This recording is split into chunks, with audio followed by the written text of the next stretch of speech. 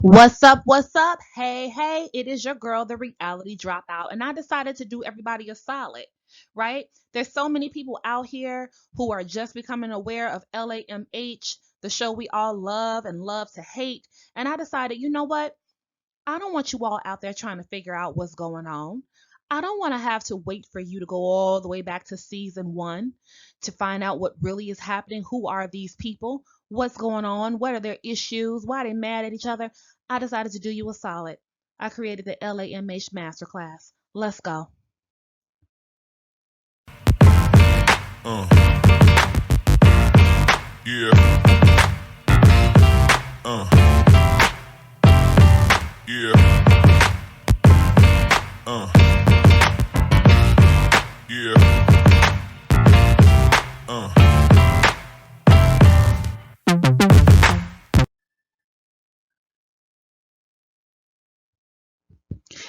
Hey, hey, hey. Welcome to the Reality Dropout podcast. I am here giving you what you need, but that you didn't ask for, the LAMH Masterclass for season one. I know it's a lot going on in the media. They're all over the internet, all over the YouTubes, acting a whole fool and a half. Arguing back and forth. We talking custody battles. We talking murder plots. We talking cheating scandals. We're talking uh, all of the craziest stuff one could think of, and who even knows how the show has gone from Black excellence to the projects in such a very short period of time. But I am here helping all the newbies out, giving you the masterclass. I'm going to get into it. I'm giving you guys my Reader's Digest version of each season so that you can have a little bit of context when you're out there in the comment section giving your opinions. Okay, let's get into it. So here's the first thing that you guys need to know about the LAMH Masterclass. Um, I'm going to break down each season. I'm going to give you a rundown of the cast members and the issues, and I'm going to be blending in the things that we now know based off of all the things that have transpired. I'm going to kind of go back in time and apply those things to the actual episodes. So we're going to keep this real cute. We're going to keep it real smooth. We're going to keep it really entertaining, and we're going to keep it accurate. That's really what my goal is. So let's talk about season one. So, Love and Marriage Huntsville, created by producer Carlos King, who was one of the producers of Real Housewives of Atlanta. He has been an icon in that space for quite some time. Left RHOA. Um, and basically started his own franchise. He's becoming a little baby Andy Cohen. We ain't mad at him. Do your thing, Playboy. Um, and created Love and Marriage. So we have first Love and Marriage Huntsville. He has since gone on to create Love and Marriage DC with Monique from Potomac on there. Won't get into that. So the folklore or has been stated by Carlos and others that this show was originally pitched by Martell and Melody. So what had happened was basically Carlos has a situation where he allows folks to come over to his office and pitch him a show. I think he charged like $250 or something like that. I may have made that up. I'm pretty sure I heard that. Um, but he actually allows people to come in and pitch shows. So Melody Martell, they come in there, they say, hey, we are in real estate. We got some friends who are also in real estate, and we really want to put on a show where we are flipping houses, and we have some friends who are also in that same real estate space. We're from Huntsville, Alabama. They wanted some kind of like a HGTV kind of thing. One of the clips that I saw was No Holds Barred, and it was the two of them, and they're doing construction and demolition and all that. So think like fixer upper tease. Okay, that's what they pitched to Carlos. Carlos, being who he is, he's like, yeah, yeah, yeah, yeah. Okay, that's cute. Tell me a little bit more about y'all. Now, Carlos believed, as we all can see, that Melody has a je ne sais quoi. She has a little vibe about her. She is definitely made for TV. She loves it. She loves it. It really, what we know now, she really wanted that. She wanted to be a reality TV star. A little background about Melody and Martell. They both they went to college together. They both started out as teachers. And Melody didn't want to be a teacher anymore, neither did Martell. So they went into real estate, but in a very unique way where I believe they had a company that would go in and maybe clean up abandoned properties or manage abandoned properties, like cut the grass and things like that. So they were able to carve out a space in the real estate uh, area, working with homes that have been either abandoned or no longer occupied, and they did some sort of work as it relates to that. That's my understanding of a child. So doing that, they end up getting all the licensing and things that they needed. They ended up started to build homes, just self-made, just started from the bottom, now to here. Beautiful story of a Black couple getting it going. So they tell their story to Carlos. For whatever reason, Carlos is thinking, yeah, later for the fixer upper, that's not quite my vibe. I'm more interested in you all. So let's meet these friends. So Martell and Melody, they bring their friends in. That's Kimmy Maurice, Letitia and Marceau. Um, and here's the thing that's different about Love and Marriage Huntsville. These folks are actually real friends. Okay. They were not casted together. They all came on the scene together. However, it's important to note that all of the other cast members, Letitia, Marceau, and them, they all thought they were going to be part of a show about real estate. They were all prepared to do that. Maurice was in law school. I don't know what kind of law he was studying for. He has since passed, and he is a practicing attorney. Kimmy is a nurse, a registered nurse. She's also in real estate as a real estate agent. Maurice has a credit repair company. So they are on that end of the real estate piece with the showings and then getting the credit together, get you all approved so you can purchase. Martell and Melody were in the, I believe, the residential building space. So they were able to build residential, so homes, places where folks live. And then you have Marceau and Letitia. Marceau was in the commercial real estate space where he could build commercial real estate. That's how him and Martell worked together. They literally had a business together called Schultz, which was Scott and Holt blended together. So that shows you how close they were and how close their families were. They had a whole business together. So who you know have a rewind.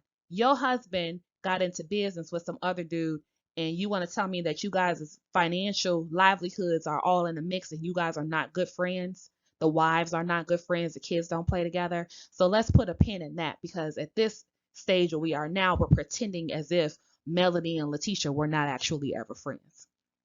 I'll call bullshit on that. Okay, stick with it. So we Martell and Marceau were in business together, had a business called Schultz.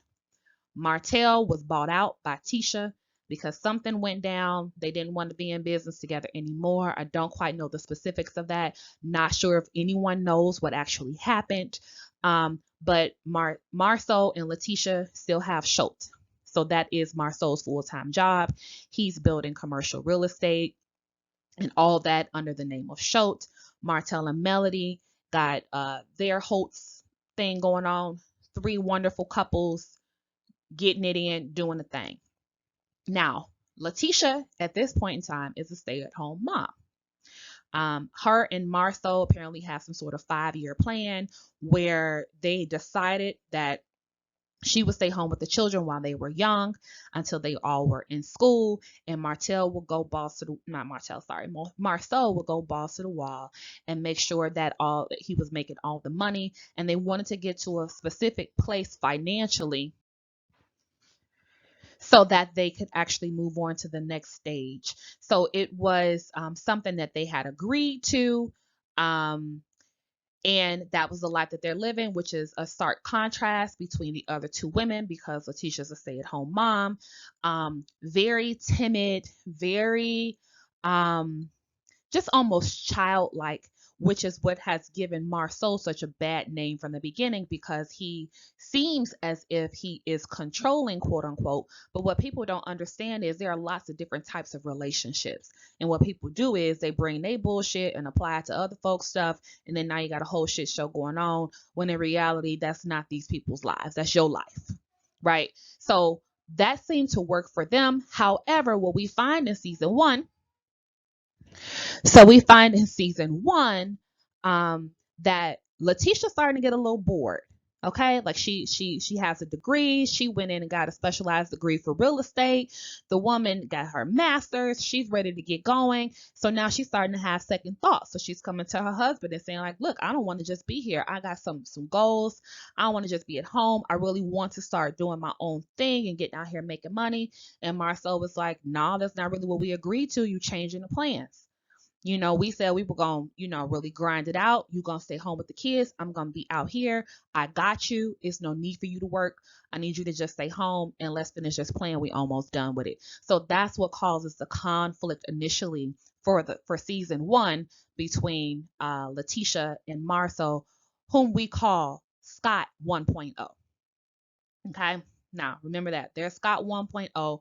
Eventually, Maurice and Kimmy become Scott 2.0 when they get married, which is later in season one, which is technically like season four, but whatever. So there you have it. That is the cast of Love and Marriage Huntsville. Love them, absolutely love them. So what brings them all together is they have this group called the Comeback Group that they created. And the goal of the Comeback Group was to build up North Huntsville. So there's an area of north of Huntsville that is lower income. They all felt like they were successful enough that they wanted to build properties that were affordable, so like affordable housing, and build up some commercial in an area that had been disenfranchised. And so that was the thing that really made viewers love this group. It's like, not only are you all out here being amazing, but you actually have it in your heart to want to give back to the community that you all came from. So that is the premise of Love and Marriage Huntsville. So what we've done is over time, we're just kind of following them and their friendship, their marriages, the issues and things that they have, while they're also trying to build in North Huntsville. Okay, so that is the rundown of the characters. Unless we got to be reminded, it's reality TV, but they are still characters, people. Okay, these are not, y'all don't know these people. So, yeah, so let's get into what exactly took place season one. So, I want to remind you, season one is 22 episodes long. Okay, so typical seasons are usually about 10 episodes. Season one of Love and Marriage Huntsville is 22 episodes long. Okay, so I'm going to do a really good job of just summarizing that thing and going into it and getting you all of the most important pieces. Okay, so I laid out who these folks are, who they are to each other. Unfortunately, not too long into the episode of season one, we find out that the Comeback Group is not really trying to come back. They have fallen apart. Kimmy really wants the group to work. Melody, from the very beginning, is showing that she is in executive producer mode. She really wants to produce these scenes. It's quite obvious, but I still thought that it was really fun because it's just nice seeing regular folks out here on TV living their regular lives and showing their actual real relationships. So it wasn't really annoying at that time. It was really funny, their relationships and their different personalities, but how they were still very supportive of one another in the beginning. So Melody's playing hardball. She doesn't really want the Comeback Group to work out. Everyone else does. There's some sort of conflict that in the past that there was some 28 acres or 20 acres of land that they were all supposed to build on. And I guess Marceau had found it and they couldn't all get it together. So they didn't all as a group decide to move forward with it. But then Melody and Martell ran off to the side and bought it and started to make plans to build on it. And then everybody was mad. So they kind of all fell out behind that because they thought that the hosts were always being shady and doing things in the background, not being forthcoming. And so they kind of felt like the Holts stole the land from them, although Marceau and Letitia and Maurice and them didn't own the land. The issue was that, we found it. We went through the whole process. We had all the plans we presented to you. You two say, no, we don't want to do it. Then you turn around and you've done it on your own. So that was an issue, a major conflict that's kind of hovering in the background of these folks. They're trying to rebuild the trust so that they can move forward and actually do something good for the community. But again, spoiler alert, it never actually happens to this day. Never happened because of ego and because of basically just that, egos. That's what it is. So as we go on through the season, we're basically just seeing their lifestyles. We're seeing how they live. We find out that Scott 1.0, in the future, Scott 2.0, are building something called Scott Manor, which is really interesting. Would love to hear more about that in the future. But they are planning this entire, basically, little village for their families where they all are going to build houses and potentially a restaurant and some other things in this area that they're clearing out. So it's all forest currently, but they've bought the land and the goal is for them to build homes for their families so that they can all live close together. Kimmy don't know if she want to live that close to all of them, so that's another kind of like little thing that's going on between the Scotts about this Scott's Manor and who's all going to live there and what that's going to look like. So that's actually pretty cool. So very quickly we find out that Melody and Martell are not doing so well as far as their marriage is concerned. So they have a dinner, this epic dinner where basically all the stuff that's going on now stems from. So they have a dinner. I don't remember whose house it was at, but they're all sitting there and they're eating and Melody is producing yet again. And she just starts throwing out questions to all the couples, like, what would you do if your man was cheating on you? And they're all like, whoa, chill. Like, what you talking about? That's kind of weird to just bring this up at a dinner where we all sitting here. So everyone looks uncomfortable. We later find out they all looked uncomfortable because they knew that they had some infidelity in their marriage. The entire friend group knew that, but there were some contracts and some things that had gone around prior to the recording of the show that said that they would not speak on it and that it would not be part of the show. And they were all asked to not talk about it, act like it didn't happen. So Melody goes to starting to talk about cheating spouses. And so everyone's like, oh, that's what we're doing? Okay. Melody's producing. Let this go. Melody just starts to put it all out there. And basically not actually coming out saying that it is her husband, but based on the line of questioning, it is very clear that she's talking about something that's personal for her. And the reality is everyone on that set knew that she was talking about Martell. Is the viewers who did not quite know, right?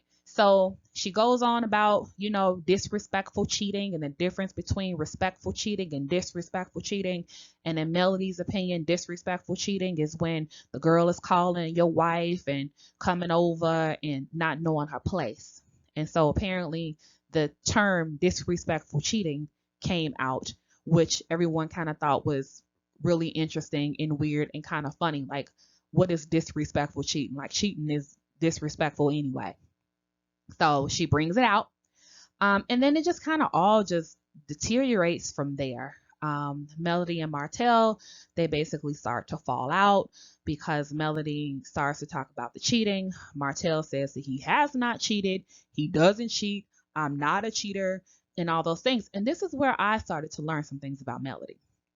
Because again, at this point, we don't know what she's talking about. We don't know if he did or not. Now, the folks on the show, they know, we don't. Melody makes this face where it's like a forced smile and a raised eyebrow and raised eye thing when she is being shady, or if she's trying to insinuate something, or if she's trying to imply something. I've seen her do that face a lot. Kimmy actually called her out about this face, I think, in season 4, but she's pretty consistent with that look. And when Melody makes that look, that's when she's basically being shady. That's when she's trying to do the whole thing like, yeah, okay, I guess. Whether she actually has any receipts or if she's being honest about it or not, it's kind of a passive aggressive trait that Melody has. So watch out for that anytime you see her online or social media, when she does that little face where it's like this tight smile. It's a very tight smile, and her eyes are like, that, well, I don't know, like that kind of look. That's what she was giving Martell every time he said he wasn't a cheater. Okay, so we're like, this something must be going on here.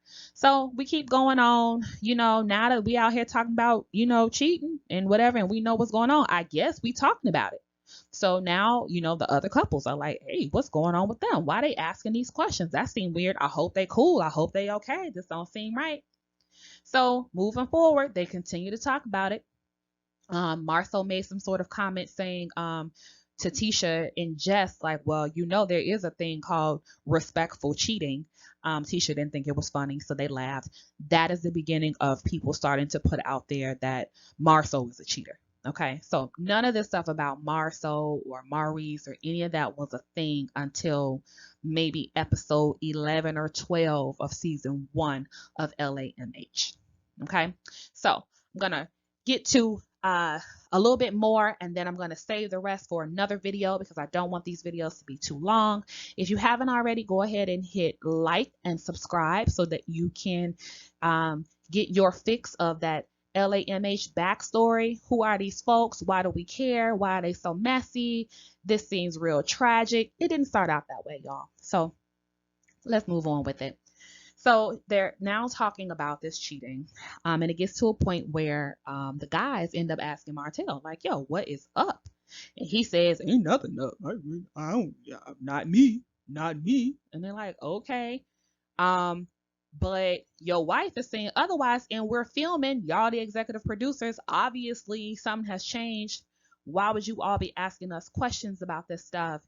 And then we're not supposed to talk about it, so there's confusion, and we know this from now, what's going on now, the issues. So they continue to talk about it. Some of them have made some kind of jokes because it's kind of clownery at the moment. Like, are we talking about it? Are we not talking about it? Martell is saying no, but Melody is out here dragging him. Okay. So that's basically where the conflict starts, because Melody and Martell are now dealing with this infidelity thing out in the open on the show. But in other scenes, the other cast members are also giving their opinion about what's going on. And it seems as if, because even though Melody and Martell put out there that they didn't want anybody to talk about it, when they decided to talk about it on the show, they seem to have had some sort of expectation that no one else would talk about it outside of scenes with them.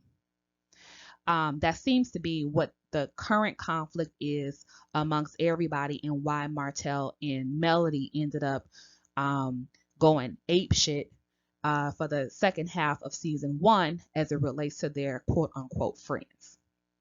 So they're talking about it. They end up hemming up Martell, where Martell ends up basically admitting, yeah, I did, but it wasn't sexual. It's over with. It's been over with. We've already dealt with this. This was 2 years ago. I don't know what Melody is talking about. We're good. Obviously, that turned out to be a damn lie. Okay, so that's basically the first part of season 1, more or less all that happened. If you want to get more specific into it, I really do advise everyone to get out there and actually watch season 1. It's very telling. I will say that the first part of season 1, Melody is a very likable character. I think that Kimmy is a likable character. Marceau is a clown. He's always joking. He thinks he's hysterical. I actually think he's kind of funny myself. Letitia just seems kind of like very childlike. It can be really annoying at this stage in the show of why she is not speaking up. But then later in season 1, we find out that because she's from Bessemer, Alabama, she has a lot of issues and self-consciousness about her ability to speak. She is kind of ashamed of her dialect and her southern drawl, and she feels as if it makes people think that she isn't educated.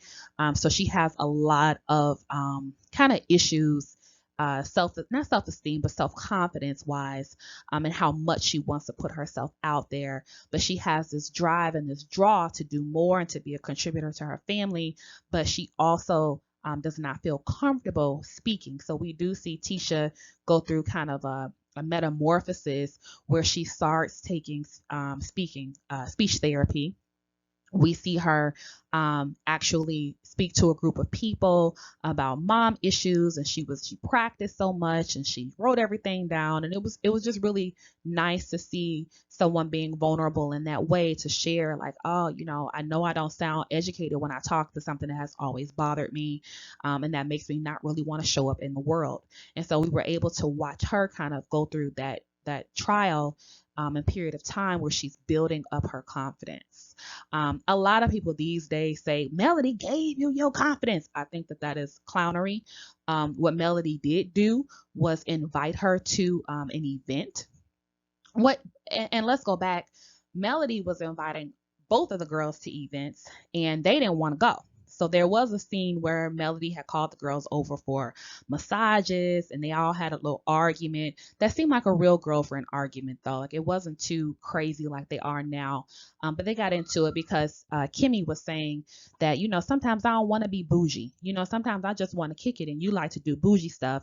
Melody didn't like that. She thought it was a read.